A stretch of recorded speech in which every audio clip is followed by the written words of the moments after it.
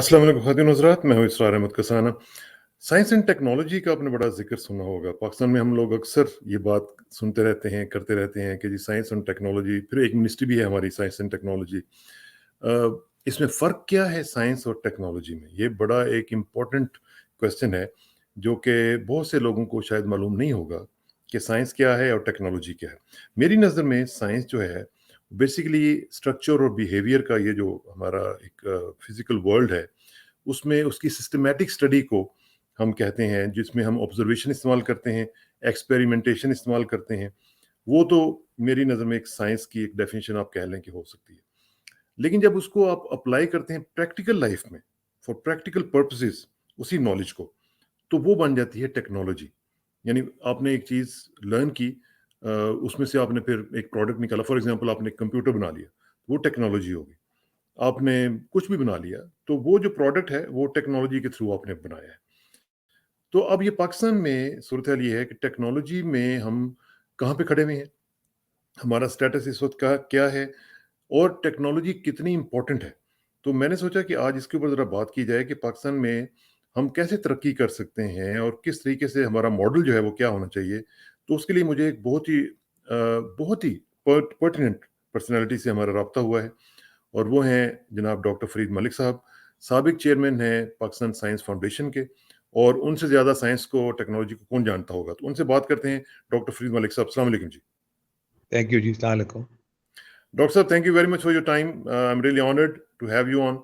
और ख़ास तौर पे इसलिए कि आपका जो बैकग्राउंड है वो इतना रिच है, और आप लिखते भी हैं, अखबारात में आप लिखते भी हैं, और उसमें आप अपनी जो आरा हैं वो हुकूमत को और दीगर इदारों को देते भी रहते हैं। तो जो मैंने एक तो जो बात की साइंस एंड टेक्नोलॉजी की, मैं तो खैर एक लेमैन हूँ, मेरी तो वैल्यू नहीं है जो बात की जो आपकी होगी, कि साइंस और टेक्नोलॉजी में फ़र्क क्या है और दोनों की अहमियत क्या है? आपने ब्रीफली तो आई थिंक आपने जो बात की वो वैसे ही है, मगर जी, थोड़ा मैं उसमें और आगे ऐड कर दूं कि जी, जो टेक्नोलॉजी है उसकी एप्लीकेशन के साथ फिर एक कमर्शलाइजेशन, ठीक, वेल्थ जनरेशन और एक मार्केट तक पहुंचना, प्रॉब्लम सॉल्व करना, जिंदगी को आसानियां पैदा करना, ये हाँ, सब टेक्नोलॉजी आपको अता करती है। ठीक, साइंस जो है वो नॉलेज है, स्टडी है। ठीक अब है, उसका एग्जाम्पल बड़ा अच्छा है कि आप 100 डिग्री पे पानी को उबालते हैं तो स्टीम बन जाती है। बिल्कुल, अब उस स्टीम से अगर आप एक स्टीम इंजन चला दें तो वो टेक्नोलॉजी हो जाएगी। और ठीक, सारा जो जो यूरोप को मूवमेंट दी वो स्टीम ने दी। तो वो 100 डिग्री पे पानी उबालना साइंस है, वो आपको बताता है जी 100 डिग्री पे पानी उबालेंगे तो पानी बन जाएगा। मगर उससे स्टीम इंजन बनाना, स्टीम इंजन चलाना, उसको कमर्शलाइज करना, अप्लाई करना, ये टेक्नोलॉजी है। और हमारे यहाँ ये ये कुछ प्रॉपरली ये एक हमारी जो ट्रांजिशन है ये सही नहीं हुई। मैं जब चेयरमैन बना साइंस फाउंडेशन का तो जी, मैं मलेशिया गया उनका मॉडल स्टडी करने, क्योंकि मलेशिया की जो एक्सपोर्ट्स हैं वो उस वक्त भी 100 बिलियन डॉलर से ज्यादा थी। हमारी जो एक्सपोर्ट्स हैं वो 20 बिलियन डॉलर पे फंसी हुई हैं। तो मैंने जब उनका मॉडल स्टडी किया तो हम और वो आगे पीछे आजाद हुए।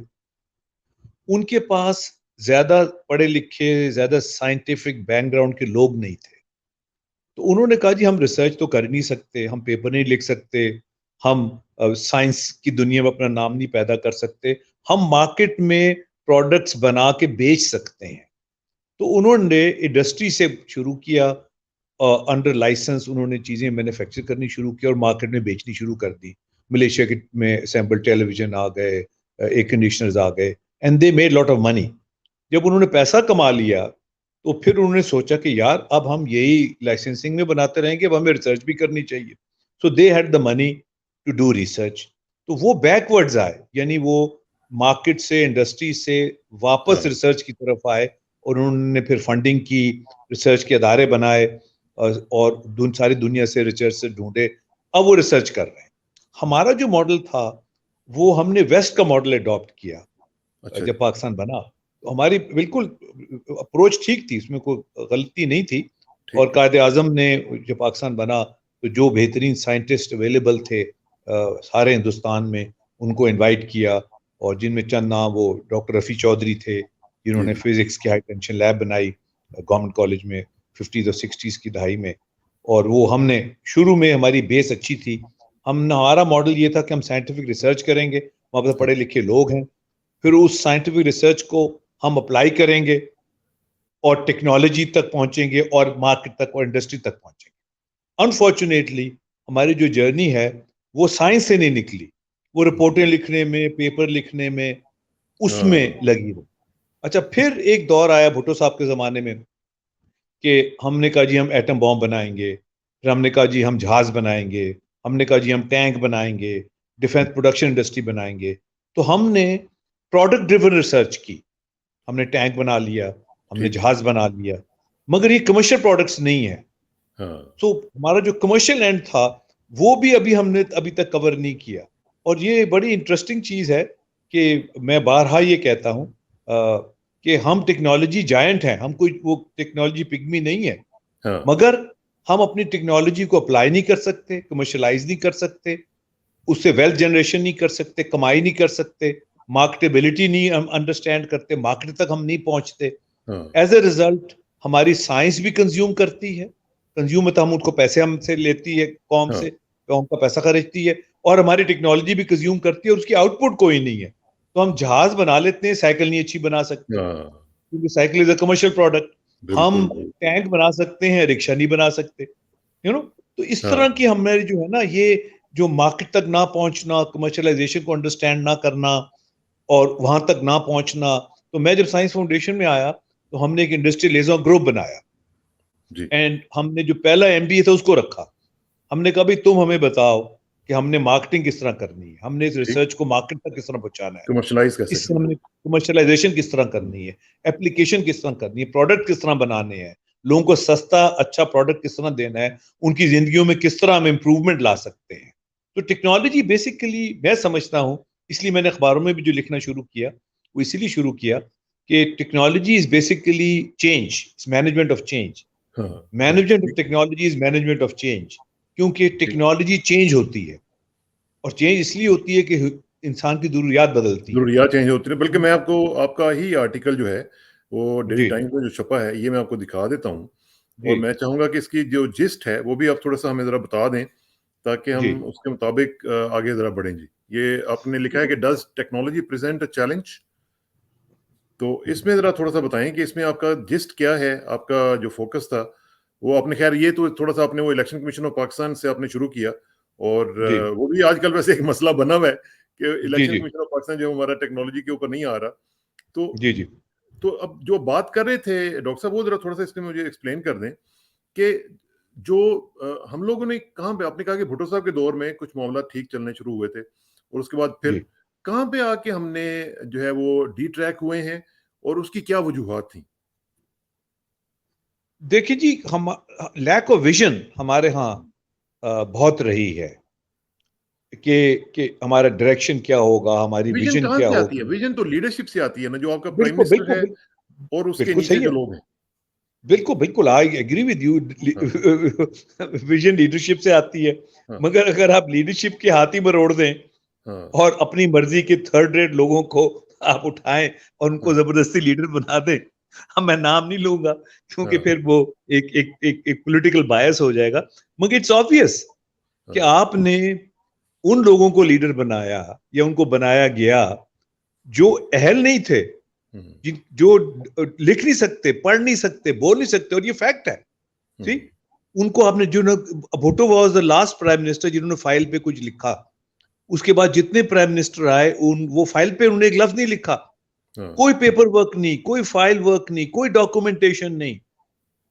देखे ना, हम ये तो बिल्कुल ही एक, मैं जाता हूं, मैं जाके जब देखता हूं the way the system works, कि वो, अब मैं साइंस फाउंडेशन में जब गया तो जो बड़े बड़े हमारे साइंटिस्ट भी थे, उनकी कोई फाइल नहीं, पेपर वर्क नहीं, क्लर्कों की मिन्नतें करके कागज लेते थे, डॉक्यूमेंटेशन ठीक नहीं थी। देखो ना, ये सारी जो चीजें हैं, ये this is part of management. और ये जब तक आप उसको, मैनेजमेंट ऑफ टेक्नोलॉजी को अंडरस्टैंड नहीं करेंगे और उसको आप लेके नहीं चलेंगे, मार्केट तक नहीं पहुंचेंगे। एक और बड़े इंटरेस्टिंग बात, बल्कि ये जो आर्टिकल आपने लिखा है इसमें मैं आपको थोड़ा सा एक सुना भी देता हूँ कि आपने लिखा है कि scientific research is a domain of education while the Ministry of Science and Technology was created in the 70s to link science with technology for socio-economic development, which has not taken place. Technology remains misunderstood and mismanaged while the romance with scientific research continues. अब ये जो देखे ना, ये आपने बड़ी जबरदस्त बात की है कि साइंटिफिक जो रिसर्च है उसके साथ रोमांस तो चल रहा है, लेकिन टेक्नोलॉजी का जो हम बिल्कुल सबक ही भूल गए हैं उसका। बिल्कुल ठीक है, बिल्कुल। बल्कि मैंने एक शेर भी बनाया है, वो भी मैं सुना देता हूँ जरा, थोड़ा जरा लाइट उसमें मूड में आने के लिए। वो इकबाल ने आज से बेखल में 100 साल पहले लिखा था, तेरी सोफे अफरंगी, तेरे कालीन है ईरानी, रुलाती है लहू मुझको जवानों की तनासानी। तो सही बात। उस वक्त जो नौजवान थे उन्होंने चैलेंज एक्सेप्ट किया, और उन्होंने बहुत अच्छे सोफे बनाने शुरू कर दिए और दुनिया के बेहतरीन कालीन बनाने शुरू कर दिए। और हमारा एक वक्त था कि पाकिस्तान सबसे largest exporter of carpets in the world था, सारी दुनिया में हमारा कालीन छा गया। वो कहते थे ईरानी कालीन, मगर वो पाकिस्तान से जाता था बन के। अच्छा, अब जो मौजूदा दौर में इसको मैंने थोड़ा मॉडिफाई किया है, और वो मेरा जो शेर है वो ये कहता है कि तेरी साइंस, तेरी टेक्नोलॉजी अफरंगी, तेरी टेक्नोलॉजी अफरंगी, तेरी साइंस है रोमानी, नहीं IMF और वर्ल्ड बैंक को कोई परेशानी। सी, तो हमने साइंस से एक रोमांस किया हुआ है, रिपोर्टें लिखवा लो, पेपर लिखवा लो। तो मैं जब आपको बता रहा साइंस फाउंडेशन जब मैं गया, तो वो 2002 तक साइंस फाउंडेशन ने 750 रिसर्च प्रोजेक्ट फंड किए थे। हाँ जी। तो मैंने उनसे पहले तो मैंने देखा कि इनमें से कुछ चीज निकल सकती है, कोई चीज अप्लाई हो सकती है, कोई प्रोडक्ट बन सकता है।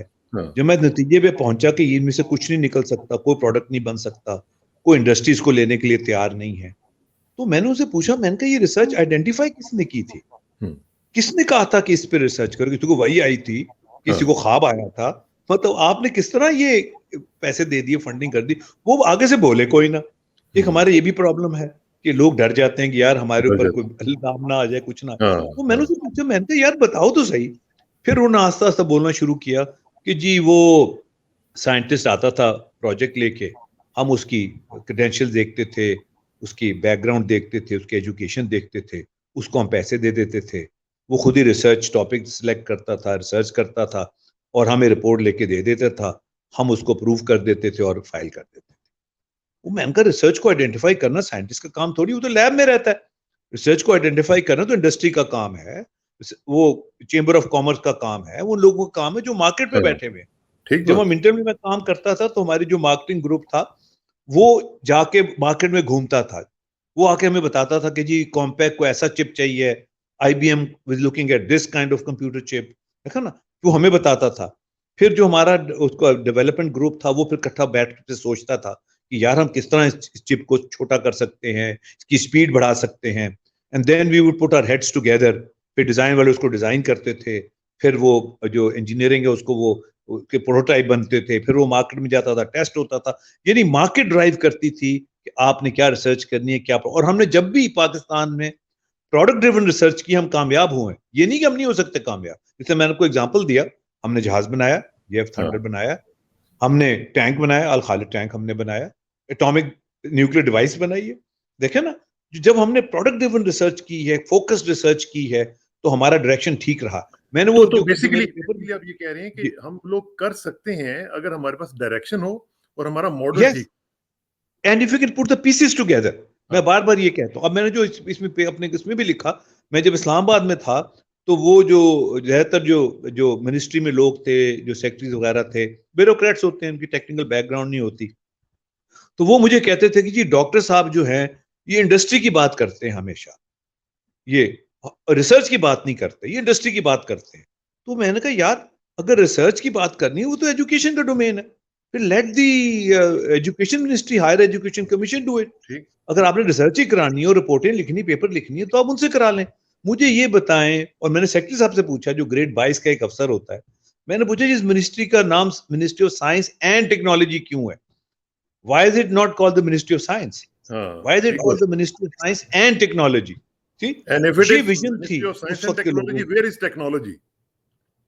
हाँ, मैंने कहा इस मिनिस्ट्री का काम था कि ये साइंस और टेक्नोलॉजी को लिंक करती, यानी वो साइंस को टेक्नोलॉजी तक लेके आती, फिर टेक्नोलॉजी से मार्केट तक लेके जाती।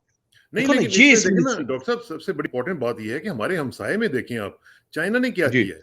चाइना ने पूरी दुनिया में जो उन्होंने अपनी एक जो एग्रेसिव मार्केटिंग की है, और उसको कमर्शलाइज किया है, और हमने देखा है कि जो उन्होंने जो चीजें क्रिएट की हैं, उन्होंने उनकी ये नहीं था कि वो चीजें पहले से मौजूद नहीं थी, उनको उन्होंने वैल्यू एडिशन उसमें किया है, उसमें उन्होंने ये देखा है कि लोगों को क्या चीजों की जरूरत हो सकती है, और उन्होंने उनको कमर्शलाइज किया, और दुनिया में देखे उनका क्या हालत होगी। एब्सोल्युटली, बिल्कुल। उनकी वो प्रोडक्ट ड्रिवन रिसर्च करते हैं। हाँ, उनकी जो रिसर्च है वो अभी तक वो प्रोडक्ट ड्रिवन है। अभी भी जो जो जो साइंटिफिक रिसर्च है और जो रिसर्च ऑफ साइंटिफिक वो लेवल अमेरिका का अभी भी हायर है, और टेक्नोलॉजी में भी अमेरिका लीड करता है, हाँ, ठीक और बात। कमर्शलाइजेशन में भी अमेरिका लीड करता है। But when it comes to manufacturing, हाँ, then China comes in, then बिल्कुल। Japan comes in. ठीक, अब इससे आगे एक स्टेप जो है वो मैन्युफैक्चरेबिलिटी भी है, हाँ जी, मैन्युफैक्चर करना भी है। अब हाँ, जो इलेक्शन हुआ था हमारा 2008 का गालबन, जिसमें वो स्याही का मसला था जी, जी, जी, कि वो रीडेबल इंक थी, हाँ, उसका मसला था कि जी वो रीडेबल इंक जो है वो रीडेबल ही नहीं थी। हाँ, वो पता ये चला कि वो जो है नादरा ने 3 सैंपल स्याही के कॉन्ट्रैक्ट, भेजे पीसीएसआईआर। हाँ, हाँ जी, कि ये हमें स्याही, जो पीसीएसआईआर ने सैंपल बना के नादरा को दिए, नादरा ने उनका एक सैंपल अप्रूव कर दिया, उनका जी ये स्याही बिल्कुल ठीक है। अब वो 1 बोतल स्याही की बनाना या 10 बोतल स्याही की बनाना तो पीसीएसआईआर के बस में है, मगर उसकी 1 लाख बोतलें बनाना पीसीएसआईआर नहीं बना सकता। इट्स नॉट अ हाँ, manufacturing facility, it's a research बिल्कुल, फैसिलिटी। देखो ना, अब आपने उसको कह दिया कि जी आप हमें 1 लाख बोतलें स्याही की बना के दें। हाँ, अब उसकी कैसे बना के? उसकी कंट्रोल, उसकी उसकी तो कैपेसिटी मैन्युफैक्चरेबिलिटी, ही नहीं उसकी है। वेरिएबिलिटी, हुँ, हुँ, उसकी स्टोरेज, उसकी हाँ, कैपेसिटी, उसकी हाँ, ट्रांसपोर्टेशन, और इट डिडंट वर्क। सी, तो ये पॉइंट ये है कि ये जब आप बात करते हैं टेक्नोलॉजी की, तो आप बात करते हैं मैन्युफैक्चरेबिलिटी की, हाँ, मार्केट तक पहुंचने की, मार्केटेबिलिटी की, वेल्थ जनरेशन की। मैं एक सब्जेक्ट पढ़ाता हूँ यहाँ एफसी कॉलेज में लाहौर में, न्यू प्रोडक्ट डेवलपमेंट। जी, ठीक, और मैं जब वो सब्जेक्ट इंट्रोड्यूस कराता हूँ तो मैं कहता हूँ ये journey from romance to finance. शुरू रोमांस से ही होती है चीज, रिसर्च की, जी हमने ये प्रोडक्ट बनाना है। फिर हाँ, उसको आप सारे मराइल तय करते करते करते करते उसको फाइनेंस तक लेके जाते हैं। अगर आपका एब्सोल्यूट, रोमांस फाइनेंस तक नहीं जाता तो वो रोमांस रोमांस ही रह जाता है और रोमांस वो से रह खत्म हो जाएगा। जाता बिल्कुल है। सही बात बिल्कुल। है। अच्छा, अब ज़रा तो थोड़ा-सा हम ज़रा पाकिस्तान, मैं चाहता हूँ जी कि आखिर में ये बताएँ कि जी पाकिस्तान में अब अगर जी हम देखते हैं कि जो ministry of science and technology है, वैसे तो जी आइडियली स्पीकिंग तो वहाँ पे उसका हेड कोई ऐसा बंदा होना चाहिए जो कि नोबेल लॉरिएट हो, और अगर नोबेल लॉरिएट नहीं भी है, तो कम से कम उस लेवल का कोई साइंटिस्ट हो, जो जिसके पास विज़न भी हो, सब कुछ हो। लेकिन उसमें हम देखते हैं, no offence to our elected officials, लेकिन वहाँ पे ऐसे लोग भेजे जाते हैं जो कि इंतहाई, जिनको पता ही नहीं होता साइंस एंड टेक्नोलॉजी का। तो क्या किया जाए? हमारा जो विजन है वो कहाँ से परमिएट करेगा, कैसे नीचे आएगा, कि क्या होगा? हमारे पास तो कुछ नजर नहीं आ रहा इस तरह। देखिए जी, मैं समझता हूँ, देखें हमारा क्योंकि पार्लियामेंट्री फॉर्म ऑफ डेमोक्रेसी है, और मैं हाँ, खुद भी एक्टिविस्ट रहा हूँ, अभी भी हूँ, तो मिनिस्टर की हद तक तो ठीक है क्योंकि वो इलेक्टेड होना जरूरी है। अब जो आए हैं शिबली साहब, ये सेनेटर हैं, हाँ, तो वो सेनेट के जो लोग हैं वो टेक्निकल भी हो सकते हैं, दैट्स नॉट एन इशू। हाँ, मगर मैं समझता हूँ कि ministry of science and technology के अलावा जो टेक्निकल मिनिस्ट्रीज हैं, उनके हेड को टेक्नोक्रेट्स होना चाहिए। सेक्रेटरी जो है हाँ, असल हेड तो सेक्रेटरी होता है मिनिस्ट्री का, हाँ, ठीक, उसको ठीक। टेक्नोक्रेट होना चाहिए। हम्म, जब तक आप टेक्नोक्रेट्स को ब्यूरोक्रेसी में नहीं लेके आएंगे, हाँ, खासतौर पे जो मिनिस्ट्रीज हैं, साइंस एंड टेक्नोलॉजी की, आईटी की, कम्युनिकेशन एंड वर्क्स की, रेलवे की, जब तक इनके सेक्रेटरीज टेक्नोक्रेट्स नहीं होंगे, टेक्निकल एंड मैनेजमेंट की बैकग्राउंड नहीं रखते होंगे, ये फिर आगे मार बात नहीं चलती। अगर मिनिस्टर आता भी है जिसकी साइंटिफिक बैकग्राउंड नहीं है, टेक्निकल बैकग्राउंड नहीं है, अगर आपकी पूरी टीम इन प्लेस होगी और उसको आप प्रॉपरली फीड करेंगे, उसको मिसगाइड नहीं करेंगे, उसको उल्टा रास्ता नहीं दिखाएंगे। जिस तरह मुझे कहते थे जी ये तो इंडस्ट्री की बात करते हैं, ठीक, तो ये क्या बात हुई? ठीक, हमने हमने एक रिसर्च किया कि हमने वो ये पाकिस्तान की सुराब साइकिल है जो 64 से ये जी, रैले जी, की उन्होंने कॉपी करके बनाई थी। बिल्कुल। तो ये उस वक्त ये 2002-2003 में ये कोई 2200 रुपए की थी ये साइकिल, अच्छा और जी। जो इंडिया की साइकिल है वो 1000 रुपए की थी, हीरो साइकिल। तो मैं इनको सुराव वालों को हम ले गए एटॉमिक एनर्जी नेस्कॉम के पास। हमने कहा जी इसको ऑप्टिमाइज करें, अगर इंडिया की साइकिल 1000 रुपए की तो हमारी 2200 की क्यों है? हाँ, देखो ठीक। ना, जब उन्होंने उसको ऑप्टिमाइज किया तो उसमें जो अननेसेसरीली आपने हैवी मेटल्स लगाए हुए थे, जहां लोड कैरिंग चीजें नहीं थी, तो हाँ, उन्होंने उसकी कीमत को 400-500 रुपए कम कर दी। तो अच्छा। मैं लेके गया रिपोर्ट, उस वक्त के जो थे हेड मिनिस्टर थे, नॉन या, टेक्निकल, सॉरी, सेमी टेक्निकल थे, मैं उनके पास लेके गया तो मुझे कहने लगे कि जी ये आपने इसमें इम्पैक्ट फैक्टर कहाँ है। मैं कहा जी साइकिल की कीमत 400-500 रुपए कम हो गई, इंडस्ट्री में इम्पैक्ट फैक्टर तो नहीं देखा जाता। कहते हैं कल को आप कहेंगे आपने अच्छी बाल्टी बना ली, तो मैंने कहा व्हाट्स रॉन्ग विद दैट। अगर आप अच्छी बाल्टी बना लें जो चाइनीज बाल्टी से उसकी कीमत भी कम हो और ड्यूरेबल भी ज्यादा हो, तो यू हैव अ प्रोडक्ट। तो आप ये रिसर्च, इम्पैक्ट फैक्टर और पेपर लिखना और रिपोर्टें लिखना, इससे निकलें, प्रोडक्ट्स बनाएं, लोगों की जिंदगी में आसानी पैदा करें, उनके प्रॉब्लम सॉल्व करें। और बल्कि जो आपने वर्ड्स यूज किए थे वही आप, मेरा ख्याल है कि कहना ये चाहिए था कि रोमांस से निकल के अब फाइनेंस की तरफ आ जाए। बिल्कुल, एब्सोल्युटली, बिल्कुल। क्योंकि जो तो ये साइंस है वो हमारा रोमांस है और टेक्नोलॉजी जो है वो फाइनेंस है। बिल्कुल। और बड़े-बड़े हमारे साइंसदान है, बड़ी-बड़ी बातें करेंगे, एंड में पैसे मांगेंगे। सब एंड में आके दे ऑल वांट मनी। वो भाई पूछो आपने, आपको पता है ये जो हमारी डिफेंस प्रोडक्शन और ये सारी जो इंडस्ट्री लगी हुई है, वो 10 से 20 बिलियन डॉलर की इन्वेस्टमेंट हुई हुई है हमारी, इज ए मेजर इन्वेस्टमेंट। और इसको अगर हम इसकी प्रॉपर कमर्शलाइजेशन करें, एप्लीकेशन करें, we can make lot of money. अब आके लेकिन हमने कुछ थोड़ा बहुत एक्सपोर्ट शुरू की है, जिस हम डॉक्टर सुन साहब रहे हैं इसमें कि इसमें जो आपने जो बात की उससे तो मुझे ये लग रहा है कि हम एक दायरों के सफर में फंसे हुए हैं। एक जी साइक्लिकल, एक उस चक्कर में फंसे हैं, विशियस साइकिल जो होता है उसमें जी फंसे हुए हैं। जी हमारी कोई ना कोई विजन है, ना हमारा कोई रास्ता मुतय्यन है, ना हमें पता है कि हमने जाना किधर है, ना कोई मंजिल का पता है। बस जो कोई आता है वो अपनी जो चाहता है वो उतना कर लेता है। Ministry of science and technology जो है वो बेचारी बैठी हुई है, जो उसके नीचे इदारे हैं वो चुप करके बैठे हुए हैं। कोई जी। वो ना कोई विजन है, ना ही कोई मोटिवेशन है। ये भी देखें ना, ये भी बड़ा इंपॉर्टेंट होता है कि मोटिवेट भी करना जरूरी होता है। देखें जी, जो बड़ा बड़ा इशू, बल्कि मेरा भी आर्टिकल एक कभी आया था जुमेरात वाले दिन, अबाउट फॉरेन एक्सपेक्टेड एक्सपर्ट्स को जो हम बुलाते ये हैं, मैं चाहूंगा उस पर क्योंकि भी हम एक प्रोग्राम करें, क्योंकि वो बहुत इंपॉर्टेंट एस्पेक्ट है जिस पे आपने जी बात जी की। जी। हाँ, तो वो उसमें भी ये था कि अब वो आपको बुला लेते हैं, मुझे भी बुलाते थे जब मैं नया नया आया हुआ था अमेरिका, अभी बुलाते हैं, मगर आपकी बात पे अमल नहीं करते। यानी आपने एक एक्सपर्ट को हाँ, बुलाया है, हाँ। उसकी बात सुने, सी, वो फिर ऊपर आपको से एक उल्टा कहानियां उसको तंग सुनाएंगे। करते हैं। हाँ, उसको उसको उसको फिर मैंने अपने आर्टिकल में, आप ये आपको फॉरवर्ड करता हूँ वो आर्टिकल, हाँ, उसको तंग भी करते हैं और उसको रहने भी नहीं देते, हाँ। और उसको ग्राउंड रियलिटी समझाने की, कहानियां सुनाने की कोशिश करते हैं। यानी जो एक गाइडेंस है वो भी एक्सेप्ट नहीं करते। देखो ना, ये अजीबो गरीब एक माफिया है नहीं यहाँ। वो, लेकिन डॉक्टर साहब वो अजीबोगरीब नहीं है, which is hmm. Very understandable. देखिए ये एक नेक्सस ऑफ मीडियोकर्स होता है। जब उसमें वो देखते हैं कि कोई बंदा आउटस्टैंडिंग किस्म का, या जो एक विजनरी या एक अच्छा एग्रेसिव किस्म का, डायनामिक किस्म का बंदा आ गया, तो वो दे फील इनसिक्योर। वो क्या हाँ समझते हैं कि ठीक, ये आ जाएगा तो हमारी तो तबाही हो जाएगी, नहीं ये बात हम ठीक किधर है, जाएंगे। मगर देखे ना, मगर मुल्क ने भी तो आगे जाना है ना। देखो ना, हाँ, अब आपने आपने रिजल्ट ओरिएंटेशन भी तो होनी चाहिए at the end of the day. आपने कुछ हाँ, प्रोड्यूस भी करना है, कुछ लेके आगे भी जाना है। तो मैं जब साइंस फाउंडेशन में भी गया, तो सारा दिन मुझे प्रेजेंटेशन देते थे कि जी काम क्यों नहीं हुआ। फिर हम्म, मैं एंड में पूछता था, मैंने कहा यार मुझे समझ आ गया, मुझे बताओ करना किस तरह है, hmm, and I will give you 48 hours, उसमें तुम मुझे बताओ कि हाउ गोइंग टू हाँ। Move forward. और अगर चलें, अब तुम्हारे ये पास यही मूव, क्वेश्चन जो है, यही क्वेश्चन आखिर में मैं सिर्फ आपसे ये पूछूंगा कि करना क्या है। तीन चीजें अगर आपसे पूछी जाएं कि जी क्या किया जाए फौरी तौर पर, ताकि हम लोग वापस ऑन ट्रैक आ सकें और पाकिस्तान को आगे बढ़ा सकें और रोमांस से फाइनेंस की तरफ जा सकें। देखें जी, एक तो चीज ये है कि एक जब ओरिजिनली ये सारा भुट्टो साहब के जमाने में जब ये सारा ministry of science and technology बनी, उस वक्त सलाम साहब वाज जी, दी जी, जी, was the force behind, is the only Nobel laureate of Pakistan. तो जी, उस वक्त एक national commission for science and technology बना था, जो डायरेक्टली रिपोर्ट करता था प्राइम मिनिस्टर को, जी, without the involvement of the ministry of the bureaucracy. तो एक तो national commission of science and technology को इमीडिएटली रिस्टोर होना चाहिए। ठीक, और अगर वो रिस्टोर नहीं होता, तो दूसरी मैंने सजेशन दी थी प्राइम मिनिस्टर साहब को भी, कि हम एक टेक्नोलॉजी ट्रांसफर ऑफिस बनाएं, ठीक, जो हमने साइंस फाउंडेशन में बनाने की कोशिश की थी, कि हमने जितनी टेक्नोलॉजीज मुल्क में अवेलेबल हैं उनको हाँ, आइडेंटिफाई किया था, और फिर हमने ऑफर की थी प्राइवेट सेक्टर को कि हम आपको ये टेक्नोलॉजीज अवेलेबल करेंगे, ताकि इन टेक्नोलॉजीज को कमर्शलाइज करके अपने प्रोडक्ट्स आप इंप्रूव कर सकें।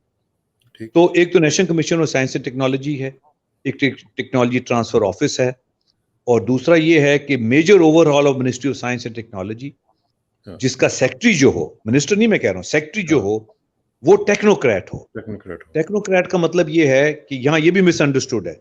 टेक्नोक्रेट का मतलब ये नहीं है कि अब एक डॉक्टर है वो टेक्नोक्रेट है, नो। हाँ, टेक्नोक्रेट वो है जो अपनी फील्ड की टेक्निकल और मैनेजमेंट दोनों चीजों को समझता है। He's a absolutely, techno. Absolutely, हाँ, Bureaucracy has been obsolete for the last 50 years. अब कोई जर्नलिस्ट नहीं चलते एमए इंग्लिश करके आप हाँ, सेक्रेटरी साइंस एंड टेक्नोलॉजी लग जाएं। देखो ना, हाँ, ये दिस नॉट ऑन। तो आपको जो ministry of science and technology का, और मैंने पूरा ओवरऑल का एक पूरा फ्रेमवर्क बनाया हुआ, मैंने कई दफा प्रेजेंट भी किया है कि ठीक उसमें आप टेक्नोक्रेट्स को लेके आए और मिनिस्ट्री ऑफ स्पेशलिस्ट साइंस हूँ एंड अपने टेक्नोलॉजी फील्ड जी, उसके अंदर आप विंग्स बनाएं, हम्म, उसमें पॉलिसी विंग हो, उसमें कोऑर्डिनेशन विंग हो, टेक्नोलॉजी विंग हो, जो आइडेंटिफाई करे कि हमें किस किस्म की टेक्नोलॉजीज अब चाहिए, 5 साल के बाद चाहिए, 10 साल के बाद चाहिए, कौन सी टेक्नोलॉजीज अवेलेबल हैं हाँ, जो पब्लिक सेक्टर में, उनको हम प्राइवेट सेक्टर को अवेलेबल करें। देखो ना, ठीक। तो ये सब चीजें नहीं होंगी और जब इसमें तक ये फ्रेमवर्क डेवलप नहीं होगा, तो टेक्नोलॉजी का आगे जाना मुश्किल है। एक और बड़ी मुश्किल इंपॉर्टेंट है, और मैंने कई दफा ये उठाई भी है बात, और मैं मिनिस्टर साहब से भी मिला था, उनको भी मैंने ये सजेस्ट किया था। एक अदारा बनाया था उन्होंने मलेशिया में, सीरम के नाम से, अच्छा जी, SIRIM, वो है standard and industrial research institute of Malaysia. वो ठीक, उन्होंने एक अदारा बनाया था जो सारे उनके स्टैंडर्ड्स बनाता है, रिसर्च करता है। हमारे यहाँ 2 अदारे हैं, PCSIR जो रिसर्च करता है, और एक हाँ, PSQCA है, Pakistan standard and quality control authority, जो ये स्टैंडर्ड्स वगैरह बनाता है। मैंने सजेस्ट ये किया था, और मैं फिर आपके वसाकत से सजेस्ट कर रहा हूँ, इन दोनों को मर्जर करके सीरम के उस पे फॉर्म पे हम एक सिरप बनाए, standard research institute of Pakistan. हाँ, क्योंकि सही बात, PCSIR के पास लैब्स हैं, साइंटिस्ट हैं, इंडस्ट्रियल लिंकेजेस नहीं है। PCSQCA के पास कैपेसिटी नहीं है, लैब्स नहीं है, इंडस्ट्रियल लिंकेजेस हैं। अगर इनको हम कंबाइन कर देंगे तो इस ठीक बात, सीरम के मॉडल पे हमारे पास एक अदारा क्रिएट हो जाएगा जो सारे स्टैंडर्ड्स बना सकेगा, रिसर्च कर सकेगा, स्टैंडर्ड्स को टेस्ट कर सकेगा, और एकदम बूस्ट मिलेगी उस दोस्त मिलेगा, इंडस्ट्री को। हाँ, ठीक। और उसको मेरे ख्याल है विजन देने के लिए एक ऐसा सिंडिकेट भी बनाना चाहिए जो टॉप साइंटिस्ट हैं हमारे, उनको बुला के, साथ मार्केटियर्स जो हैं हमारे, उनको बिठा के सारे के सारा एक ऐसा वो है ना जी, जो प्लेटफॉर्म हो नेशनल ना। कमीशन ऑफ साइंस एंड जो national commission of science and technology, उसको बहाल किया जा सकता है। हाँ, हाँ, हाँ, देखे ना, ठीक, national commission of science and technology को बहाल किया जा सकता है। बिल्कुल ठीक है, बिल्कुल ठीक है डॉक्टर साहब, बहुत बहुत शुक्रिया। हाँ, इंशाल्लाह आपसे रब्ता रहेगा, और आपकी जो विजन है, उम्मीद है कि अल्लाह ताला करे कि पाकिस्तान की जो लीडरशिप है उसको सुने और उसके ऊपर अमल भी करे। नहीं सुनते हैं, मैं तो मिलता हूँ सबसे जाके, मेरे हाँ, सबसे ताल्लुकात हैं, हाँ, और लेकिन बेचारे वो अमल सुनते भी, हैं। असल बात तो अमल की है ना। सर, ब्यूरोक्रेसी से डील करना जो है, ये जो शीर लाना है पाकिस्तान में। हाँ, मैं समझता हूँ इसलिए हमारा जो सबसे बड़ा जो चैलेंज है, वो इस ब्यूरोक्रेसी मशीन को चालू करना है। सी, ये उसके लिए आपको पेपर वर्क चाहिए, फाइल वर्क चाहिए, जो हमारे जो सियासी लोग हैं उसमें कमजोर हैं। सी, वो वो अंडरस्टैंड नहीं इसी करते। में फंसा देते हैं लोगों को, जमूत का शिकार हैं और जमूत का शिकार कर हाँ, देते हैं। और बिल्कुल बिल्कुल डॉक्टर साहब आपका बहुत बहुत बिल्कुल। शुक्रिया। हाँ, थैंक इंशाल्लाह यू आपसे सर, रब्ता रहेगा। प्लेजर। और गॉड आखिर में ब्लेस दुआ यू। कि मेरी इज्जत के लिए काफी है कि मैं तेरा ही बंदा हूँ, और मेरे फख्र के नहीं, लिए काफी इंशाल्लाह, है कि थैंक तू ही यू वेरी मेरा मच। परवरदिगार है। हमने पाकिस्तान को ठीक करके अगली नस्ल को देना है, ये दिस शुड बी इंशाल्लाह, आवर विजन। इंशाल्लाह, थैंक यू, इंशाल्लाह। और आखिर में गुड दुआ नाइट। कि मेरी इज्जत के लिए काफी है कि मैं तेरा ही बंदा हूँ, मेरा फख्र के लिए काफी थैंक है कि तू ही मेरा परवरदिगार है। तो बिल्कुल उसी यू, तरह जिस तरह मैं चाहता हूँ, मुझे भी उसी तरह बना दे थैंक जिस यू तरह सर। तू चाहता है। स्पुरदम बतोमाए खेशरा तू दानी हिसाब कम बेशरा। मुझे इसराक को डॉक्टर फरीद मलिक साहब के साथ इजाजत दीजिए। जल्दी मुलाकात होगी इंशाल्लाह। अल्लाह हाफिज।